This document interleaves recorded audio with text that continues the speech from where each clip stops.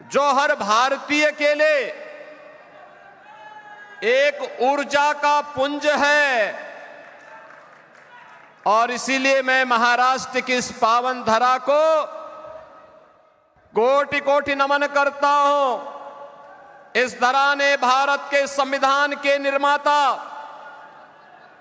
बाबा साहब डॉक्टर भीमराव अंबेडकर को, सामाजिक न्याय के पुरोधा महात्मा फुले को, महिला सशक्तिकरण की साक्षात प्रतिमूर्ति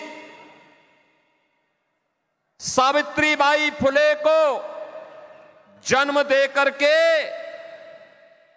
भारत को एक नए भारत की दिशा में अग्रसर करने का मार्गदर्शन दिया है। और हिंदू धर्म रक्षक स्वराज के अभियान के नेतृत्वकर्ता छत्रपति संभाजी महाराज की इस पावन धरा को, और जिस पावन धरा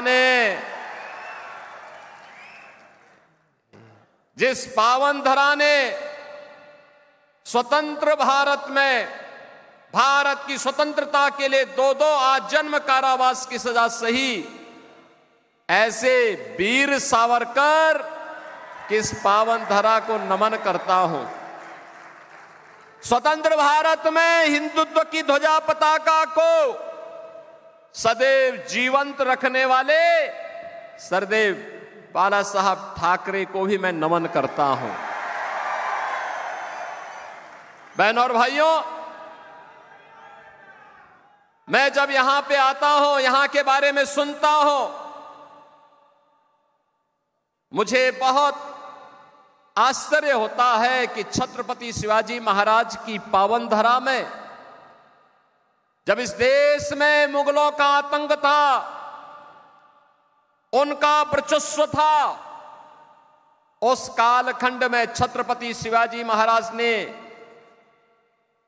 हिंदवी स्वराज की स्थापना की थी।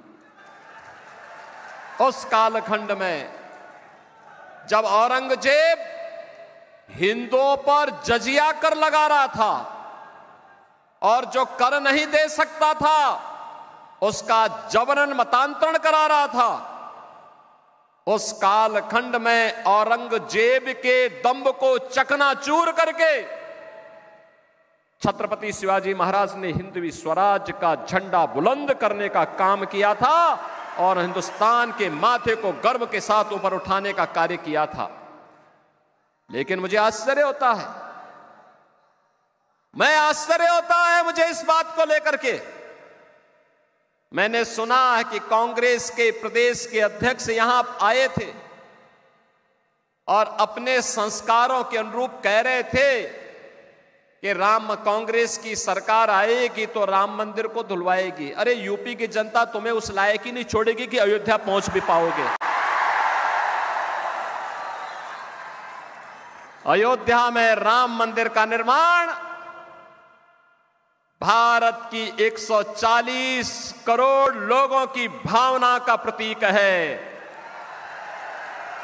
भारत के अंदर जब हमारा महाराष्ट्र देश के अंदर के सभी लोग मिलकर के मोदी जी के नेतृत्व में अपने वोट की कीमत को समझे हैं और मोदी जी का यशस्वी नेतृत्व उन लोगों ने स्वीकार करके मोदी जी को भारत का प्रधानमंत्री बनाया, तब कांग्रेस के कलंक को समाप्त करते हुए मोदी जी ने अयोध्या में राम मंदिर के निर्माण का मार्ग प्रशस्त किया है और आज तो अयोध्या में रामलला विराजमान हो गए हैं।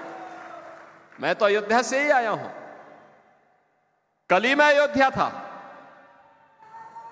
मुझे जब भी मौका मिलता है मैं अयोध्या जाता हूं।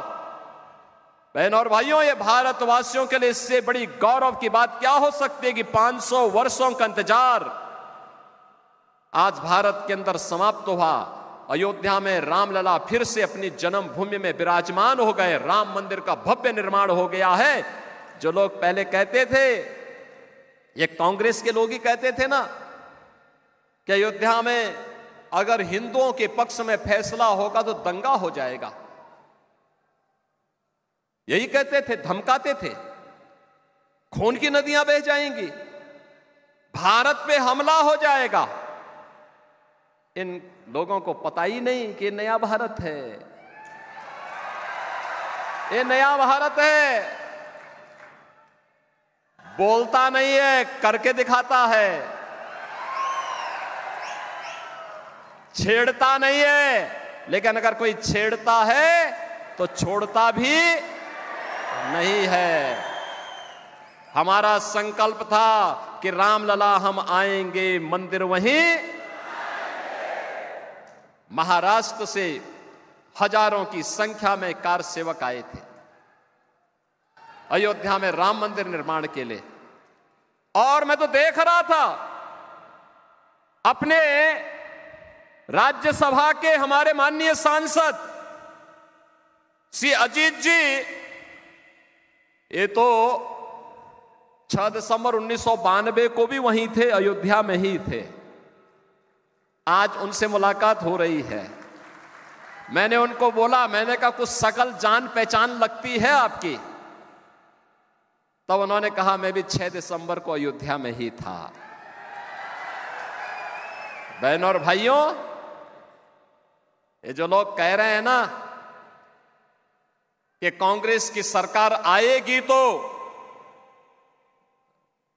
राम मंदिर को धुलवाएंगे, रामलला इनको इस लायक ही नहीं छोड़ेंगे कि इनकी सरकार आए। वो नौबत ही नहीं आने वाली है। 4 चरणों के चुनाव संपन्न हो गए, 5वें चरण में आपको मतदान करना है बहनों और भाइयों।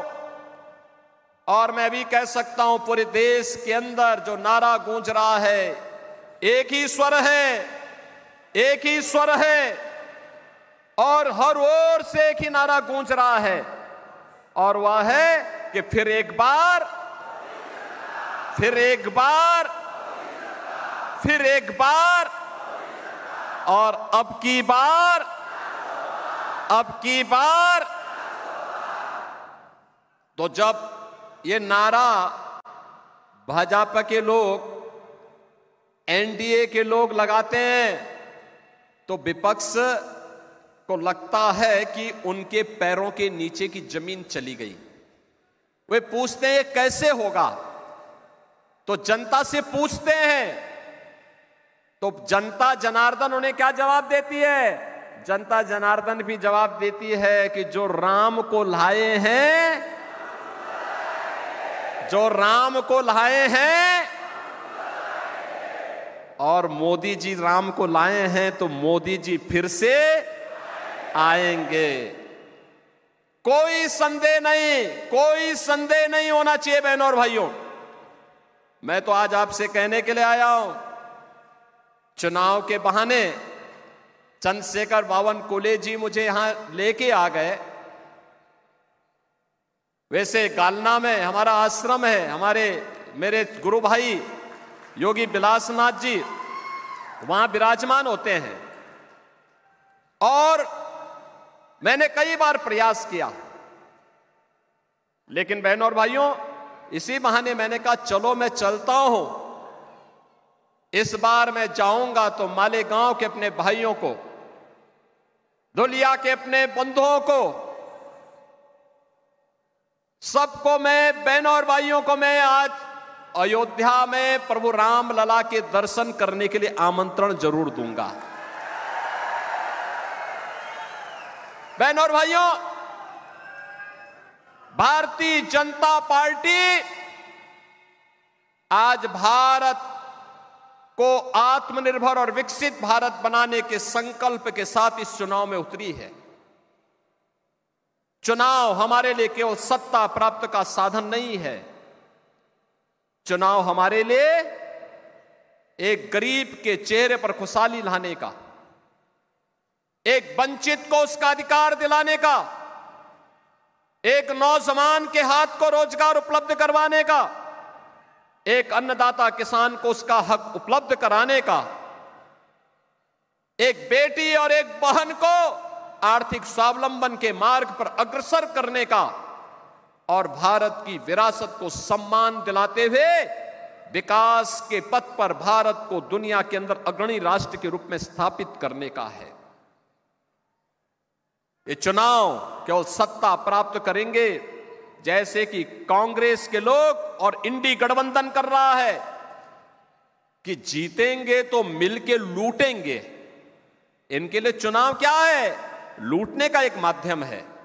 हमारे लिए चुनाव जनता जनार्दन की खुशहाली के लिए और भारत को दुनिया की सबसे बड़ी ताकत के रूप में स्थापित करने का एक संकल्प है, और उस संकल्प के साथ हम लोग आगे बढ़ रहे हैं।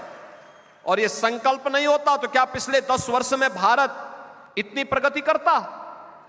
आपने देखा होगा नए भारत को मोदी जी के नेतृत्व में पिछले 10 वर्ष में भारत ने जो प्रगति की है अभूतपूर्व है।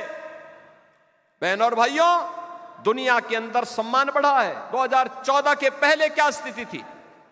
2014 के पहले दुनिया के अंदर भारत के प्रति सम्मान का भाव समाप्त हो रहा था। लगातार सम्मान घटता जा रहा था, सीमाएं असुरक्षित थी, घुसपैठ होती थी, आतंकी विस्फोट होते थे। और जब भी मैं तब भी सांसद था और मेंबर ऑफ पार्लियामेंट के नाते जब हम पार्लियामेंट में इस मुद्दे को उठाते थे तो कांग्रेस की सरकार कहती थी कि आतंकवादी सीमा पार के हैं, हम क्या करेंगे? बहनों और भाइयों, विकास के कार्य ठप पड़े थे, भ्रष्टाचार चरम पे था, गरीब भूख से मरता था, किसान आत्महत्या करता था, नौजवान पलायन करता था, बेटी और व्यापारी सुरक्षित नहीं थी, और हर हिंदू पर्व और त्योहार के पहले दंगे हो जाते थे। यही होता था ना? लेकिन बहनों और भाइयों, 14 के बाद कैसे परिवर्तन हुआ है? आज दुनिया के अंदर सम्मान बढ़ा है, सीमाएं सुरक्षित हुई हैं। सीमाएं सुरक्षित होने के साथ साथ आतंकवाद और नक्सलवाद पर नकेल कसी गई है। अब तो जोर से कहीं पर पटाखा फट जाए ना तो सबसे पहले पाकिस्तान सफाई देता है, कहता मेरा हाथ नहीं है। अब ये सीमा पार का आतंकवाद समाप्त। पाकिस्तान कहता है मेरा हाथ नहीं है, बकस दो बस एक बार, अब कुछ नहीं कर रहूंगा मैं। और पाकिस्तान, मैं तो कहना चाहता हूं, जो लोग ये पाकिस्तान के समर्थन में बात करते हैं ना, इनको पाकिस्तान ही भेज देना चाहिए, जाए वहां भीख मांगे। देख रहे हो वहां पे भारत 80 करोड़ लोगों को पिछले 4 वर्ष से फ्री में राशन दे रहा है, और मोदी जी ने कहा अगले 5 वर्ष तक देंगे। और पाकिस्तान में लोग भूखों मर रहे हैं। पाक अधिकृत कश्मीर में किस प्रकार का नजारा है, अराजकता है। लोग 1 किलो गेहूं के लिए लड़ रहे हैं, आटा के लिए लड़ रहे हैं, आपस में मारपीट कर रहे हैं, आगजनी हो रही है, तोड़फोड़ हो रही है। और मैं तो कहूंगा इन पाकिस्तान परस्तों से जाए पाकिस्तान में भीख मांगे, पाकिस्तान में कंगाल बन करके, वहां पर इनके दिमाग ठिकाने न लग जाएं तो अपने आप ठीक हो जाएंगे। बहनों और भाइयों, खाएंगे भारत के अंदर, और जो गाएंगे पाकिस्तान का, उनके लिए हिंदुस्तान में कोई ठिकाना नहीं होना चाहिए, कोई ठिकाना नहीं होना चाहिए। जो लोग कहते हैं मोदी जी ने क्या किया है, बहनों और भाइयों, उनको सबसे पहला जवाब दीजिए, उनको सबसे पहला जवाब दीजिए कि जितनी पाकिस्तान की आबादी है उससे ज्यादा लोगों को मोदी जी ने 10 वर्ष में गरीबी रेखा से उभार करके खुशहाल जीवन जीने के लिए एक मार्ग प्रशस्त किया है। उनको बताइए, पाकिस्तान की आबादी 23 करोड़ और मोदी जी ने 25 करोड़ लोगों को गरीबी से उभारा है। यह है नया भारत। बहनों और भाइयों, आयुष्मान भारत, 60 करोड़ लोगों को 5 लाख रुपए की सुविधा, और मोदी जी ने कहा है कि 70 वर्ष से ऊपर के हर एक वृद्ध नागरिक को, वृद्धजन को 5 लाख रुपए प्रतिवर्ष आयुष्मान भारत की सुविधा उपलब्ध करवाएंगे, स्वास्थ्य की सुविधा उपलब्ध करवाएंगे, फ्री में उपलब्ध करवाएंगे।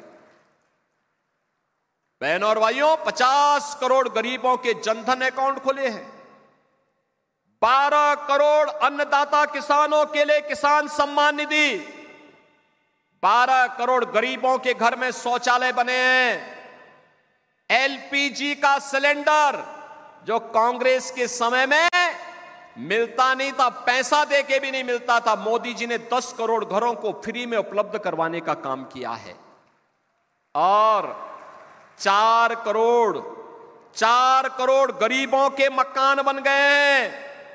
और बाकी जितने बचे हैं अगले 5 वर्ष में मोदी जी ने कहा उन सब के लिए भी एक एक प्रधानमंत्री आवास उपलब्ध करवाने का काम करेंगे। बहनों और भाइयों, एक तरफ गरीब कल्याण की योजनाएं और दूसरी ओर इंफ्रास्ट्रक्चर। अरे महाराष्ट्र का तो सौभाग्य है, मोदी जी के नेतृत्व में आदरणीय नितिन गडकरी जी ने इंफ्रास्ट्रक्चर का ऐसा जाल बिछाया है, दुनिया देखती रह जाती है। हाईवे, वर्ल्ड क्लास हाईवे, 4 लेन, 6 लेन, 8 लेन, 12 लेन की एक्सप्रेसवे बन रही है, हाईवे बन रहे हैं, एयरपोर्ट बन रहे हैं, IIT, IIM, AIIMS, IIIT, NIT, world class university, हर घर नल की योजना। और हर घर में नल होगा, नल में जल होगा, जल भी आरओ का होगा। यह भी मोदी जी के नेतृत्व में आज पूरे देश के अंदर लागू हो रहा है। और बहनों और भाइयों, ये तो मैं आपको धन्यवाद देने के लिए आया हूं। आपने यहां पर डॉक्टर सुभाष जी भामरे को अपना मेंबर ऑफ पार्लियामेंट बनाया था और बना रहे हैं। एक पढ़ा लिखा इंसान, कैंसर सर्जन, उच्च शिक्षित कैंसर सर्जन, वह तो इन सब के बारे में जानता है। संसद में, विभाग, मंत्रालयों में इन मुद्दों को उठाता है, संसद में मुद्दों को उठाता है, उन योजनाओं को यहां पे लेकर के आने का काम करता है। एक तरफ यह भारत और दूसरी तरफ कांग्रेस के नेतृत्व में इंडी गठबंधन। बहनों और भाइयों, एक बात बताऊं मैं आपको, ये जो कांग्रेस है ना, हमें एक गफलत छोड़ देनी चाहिए कि ये कांग्रेस महात्मा गांधी वाली कांग्रेस है। ये महात्मा गांधी वाली कांग्रेस नहीं है। ये कांग्रेस वह कांग्रेस नहीं जिसको सरदार पटेल ने, लोकमान्य तिलक जी ने जिस कांग्रेस को नेतृत्व दिया था, ये कांग्रेस सोनिया कांग्रेस है, सोनिया कांग्रेस, राहुल कांग्रेस है। ये कांग्रेस अब इसका जो परिवर्तित रूप है, ये परिवर्तित रूप इसका क्या है? ये परिवर्तित रूप है, यह अपने आप तो कुछ कर नहीं सकती, इसने किया भी नहीं है, ये करना भी नहीं चाहती है, लेकिन यह इसका जो घोषणा पत्र है, इलेक्शन मैनिफेस्टो जो इन्होंने जारी किया है, अगर इनके इलेक्शन मैनिफेस्टो को अगर आप देखेंगे तो बहनों और भाइयों आपको लगेगा कि ये मुस्लिम लीग का मैनिफेस्टो है, कांग्रेस का नहीं लगेगा। दूसरा, इस पे इसने जो घोषणाएं की है, ये कहती है 2-3 चीजें इतनी खतरनाक हैं। पहला, यह अनुसूचित जाति, जनजाति और पिछड़ी जाति को मिलने वाले आरक्षण पर सेंध लगाना चाहती है और इसके लिए यह आपके आरक्षण के अधिकार को मुसलमानों को देना चाहती है। क्या अनुसूचित जाति और पिछड़ी जाति के हिंदुओं को मिलने वाला आरक्षण आप कांग्रेस को देना चाहेंगे? कांग्रेस के माध्यम से मुसलमानों को देना चाहेंगे क्या? धर्म के आधार पर आरक्षण का विरोध बाबा साहब भीमराव अंबेडकर ने भी किया था। ये लोग बाबा साहब भीमराव अंबेडकर का अपमान करना चाहते हैं। दूसरा, कांग्रेस ने जब यूपीए की गवर्नमेंट थी तब जस्टिस रंगनाथ के अध्यक्षता में कमेटी गठित की थी और उस कमेटी ने एक रिपोर्ट दी उस रिपोर्ट में कहा गया कि पिछड़ी जाति को मिलने वाला आरक्षण में से 6% आरक्षण मुसलमानों को देना चाहिए। बीजेपी और एनडीए ने विरोध किया था। बहनों और भाइयों, कांग्रेस की मंशा उस समय हम लोगों ने पूरी नहीं होने दी थी। मैं संसद में था, हम विरोध करते थे, कई दिनों तक विरोध चला।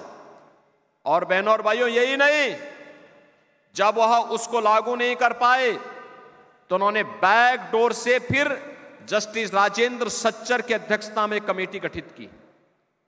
जस्टिस राजेंद्र सच्चर ने यह व्यवस्था करने का प्रयास किया कि मुसलमानों की कुछ जाति को अनुसूचित जाति में शामिल करके उनको अनुसूचित जाति का आरक्षण दे दिया जाए। हमने तब भी विरोध किया था। हमने कहा बाबा साहब भीमराव अंबेडकर की भावना के विरुद्ध है यह आरक्षण, यह मुस्लिम आरक्षण नहीं हो सकता, हम इसका विरोध करते हैं। और आज कांग्रेस का मैनिफेस्टो फिर से मुस्लिम आरक्षण की वकालत करता है। हमें इसका विरोध करना चाहिए, यह भारत के विभाजन की आधारशिला है। दूसरा, बहनों और भाइयों, कांग्रेस के शहजादे क्या कह रहे हैं? वे कहते हैं मैं एक झटके में गरीबी मिटा दूंगा। उनसे पूछा गया कि गरीबी कैसे मिटाएंगे, कैसे हटाएंगे गरीबी? उसने कहा वेल्थ इमरजेंसी से। यानी इमरजेंसी और कांग्रेस ये दोनों एक दूसरे के पूरक हैं। इमरजेंसी कांग्रेस के डीएनए का पार्ट बन चुका है। वेल्थ इमरजेंसी का मतलब वह आपकी संपत्ति का सर्वे करवाएंगे, संपत्ति का सर्वे करा करके फिर उस पे एक विरासत टैक्स लगाएंगे। आपके बाप दादों की जो संपत्ति होगी, आपके ग्रैंडफादर ने, आपके फादर ने, आपकी मदर ने जो संपत्ति अर्जित की है और वो संपत्ति स्वाभाविक रूप से आपके पास आई है, उसमें से आधी संपत्ति कांग्रेस के लोग और उनके सहयोगी जबरदस्ती लेकर के फिर मुसलमानों को बांटने का प्रयास करेंगे। क्या आप इसको स्वीकार करेंगे? क्या इसको स्वीकार करेगा क्या हिंदुस्तान? और बहनों और भाइयों, इसीलिए मैं कहता हूं ये कांग्रेस का विरासत टैक्स या औरंगजेब का जजिया कर है। औरंगजेब की आत्मा घुस गई है कांग्रेस में। और इसलिए बहनों और भाइयों, क्या औरंगजेब को यह देश बर्दाश्त करेगा? क्या महाराष्ट्र बर्दाश्त करेगा? क्या आप इसको स्वीकार करेंगे? क्या? और इसीलिए मैं आपसे कहने के लिए आया हूं, कांग्रेस को स्वीकार नहीं करना है, कांग्रेस को एक सिरे से खारिज करना है। एक कांग्रेस और इसके सहयोगी सारे लोग एक जैसे हैं, जैसे कांग्रेस वैसे सहयोगी, वे सभी के सभी लोग इसी प्रकार के कार्य में लिप्त हैं। आज तो मैंने इस बात को देखा, मैं एक समाचार पत्र पढ़ रहा था और समाचार पत्र में मैं देख रहा था कि किस तरीके से इनके द्वारा चुनाव प्रचार किया जा रहा है और चुनाव प्रचार में किस प्रकार की बातों का यहां पर खुलासा किया जा रहा है। यह मैं मुंबई का ही देख रहा था और मुंबई में मैं देख रहा था कि मुंबई में एक प्रत्याशी है, यानी मुंबई ब्लास्ट का 1993 का जो दोषी है, उसका एक अभियुक्त दोषी है इकबाल मूसा, वह इंडी गठबंधन के प्रत्याशी के लिए वोट मांगते हुए दिखाई दिया है। अब आप मुझे बताओ, क्या आप मुंबई ब्लास्ट के अपराधियों को स्वीकार करेंगे? क्या जिन लोगों ने हजारों लोगों को मारा हो, जिन लोगों ने हजारों करोड़ की संपत्ति को नुकसान पहुंचाया हो, वे खुलेआम वोट मांगे? क्या इसको हम स्वीकार करेंगे? बहनों और भाइयों, मैं आज आपसे कहने के लिए आया हूं, एक बात कहने के लिए आया हूं। भारतीय जनता पार्टी और सहयोगी दल ही, एनडीए ही भारत को सुरक्षा दे सकती है, और किस रूप में दे सकती है इसका मॉडल मैं आपको बताता हूं। उत्तर प्रदेश में मैं पिछले 7 वर्ष से चीफ मिनिस्टर हूं। 7 वर्ष में उत्तर प्रदेश में तो 6.5 करोड़ मुस्लिम आबादी है। आपने कभी वहां दंगा सुना है क्या? 7 वर्ष में कोई दंगा नहीं हुआ, कोई दंगा नहीं, कोई कर्फ्यू नहीं, दंगा भी नहीं, कर्फ्यू भी नहीं। और साथ साथ जितने भी बड़े बड़े माइक लगे हुए थे ना ऊपर, वे सब उतार करके रख दिए गए हैं। सड़क पे कोई नमाज नहीं होती है, अब कोई सड़क पे नमाज नहीं होती है। और मैं आपसे कहने के लिए आया हूं, आपसे यही कहने के लिए आया हूं मैं, बहनों और भाइयों, अगर हमने अयोध्या में रामलला को विराजमान किया है तो जितने दंगाई थे, जितने बड़े बड़े माफिया कांग्रेस ने और समाजवादी पार्टी ने वहां पाले हुए थे, इन सब की हमने राम नाम सत्य है की यात्रा भी निकाल दी है। ये सब निकल गए, सब गायब हो गए। कुछ लोग तो बोलते थे कि साहब बस हमें जेल डाल दीजिए। हमने कहा जेल नहीं, तुम्हारी जगह तो जहन्नुम है, जहन्नुम। और इसलिए बहनों और भाइयों, मैं आप सभी से ही कहने के लिए आया हूं, कांग्रेस की घोषणा पत्र में एक और बात लिखी गई है, और वह लिखी गई है कि अगर कांग्रेस नेतृत्व की सरकार बनेगी तो कांग्रेस अल्पसंख्यकों को उनकी रुचि के अनुसार खान पान की स्वतंत्रता देगी। बहनों और भाइयों, मैं पूछना चाहता हूं, ऐसा कौन सा खान पान है जो बहुसंख्यक और अल्पसंख्यक जिसमें मत भिन्नता रखते हैं? वह केवल गौ मांस है। हिंदू जो भी होगा वो कहेगा कि नहीं, गाय हमारी माता है, जन्म जन्म का नाता है। हमारे पास तो उदाहरण है छत्रपति शिवाजी महाराज का। जब गौ हत्यारे को उन्होंने देखा कि ये कसाई गौ माता पर बर्बर अत्याचार कर रहा है, तो उसका काम तमाम करवा दिया था उन्होंने। और यही मैं कहने के लिए आया हूं, बहनों और भाइयों, ये कहती है कि आएंगे तो गौ हत्या करने की छूट देंगे। क्या आप यहां मालेगांव में और धुलिया में क्या ये कांग्रेसी लोगों को क्या यहां पर गौ कसी करने की, गौ हत्या करने की छूट देंगे क्या? अरे राम मंदिर का जो पुण्य प्राप्त हुआ है आपको, उस पुण्य को गौ हत्या करवा के पाप में नहीं बदलना है। राम मंदिर बना है, मोदी जी का यशस्वी नेतृत्व है, लेकिन श्रेय आपको जाता है क्योंकि आपके वोट से ही मोदी जी प्रधानमंत्री बने हैं। पुण्य तो आपको भी प्राप्त हुआ है। और इसीलिए आपसे मैं कहने के लिए आया हूं, यूपी में तो हमने सभी स्लॉटर हाउसेज ही बंद करवा दिए। न रहेगा बांस, न बजेगी बांसुरी। बंद करो इसको। बहनों और भाइयों, मैं आज इसीलिए आपसे कहने के लिए आया हूं, इसीलिए मैं आज आपके पास आया हूं। हमें कोई संदेह नहीं होना चाहिए, कोई संदेह नहीं होना चाहिए। एक ही लक्ष्य होना चाहिए, एक ही भाव होना चाहिए। ये कांग्रेस और इंडी गठबंधन, इनका कोई लक्ष्य नहीं, इनका कोई उद्देश्य नहीं, इनकी कोई नीति नहीं, इनके पास कोई नेता भी नहीं। ये जितने दल हैं उतना ही दलदल में भी हैं। इनके पास देश के लिए किसी प्रकार का कोई इनके पास विजन नहीं है और इसीलिए इनका मिशन भी नहीं है। यह तो केवल और केवल देश के विभाजन की आधारशिला रखना चाहते हैं, देश की कीमत पर सत्ता चाहते हैं। हम देश सर्वोपरि मानते हैं, भारत सर्वोपरि मानते हैं, राष्ट्र के लिए सब कुछ समर्पण, सब कुछ समर्पण।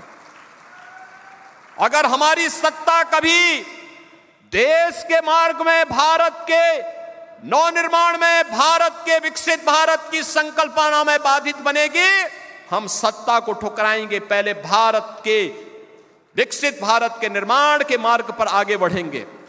लेकिन एक कांग्रेस के लोग देश की कीमत पर सत्ता चाहते हैं, हमें इसको स्वीकार नहीं करना चाहिए और इसलिए गुमराह कर रहे हैं, झूठ बोल रहे हैं। केवल इनके पास अब एक ही अस्त्र बचा है और वह बचा है केवल अफवाह फैलाने का, गुमराह करने का, मनगढ़ंत आरोप लगाने का। केवल यही एकमात्र इनके पास बचा हुआ है। और इसलिए गुमराह नहीं होना है, हमें तो भारतीय जनता पार्टी और एनडीए के प्रत्याशियों को विजयी बना करके मोदी जी को तीसरी बार देश का प्रधानमंत्री बनाना है। इसलिए बनाना है जिससे छत्रपति शिवाजी महाराज की हिंदवी स्वराज के सपने को हम स्वतंत्र भारत में साकार कर सकें। इसलिए बनाना है जिससे सरदेव बाला साहब ठाकरे के सपनों के साकार करते हुए एक ऐसा भारत बनाना है जिस भारत में खुशहाली हो, जो दुनिया को नेतृत्व देने वाला हो, हमारी बेटी भी और व्यापारी भी सुरक्षित हो, अन्नदाता किसान के चेहरे पर खुशी हो, हर नौजवान के हाथ को कार्य हो। ऐसा आत्मनिर्भर और विकसित भारत बनाना है और इसके लिए भारतीय जनता पार्टी आपके सामने है, एनडीए आपके सामने है। और इसलिए मैं आप सबसे अपील करूंगा, इस सीट पर डॉक्टर सुभाष जी भामरे पहले भी सांसद आपने बनाए थे, आज फिर उनको बना करके भेजना है।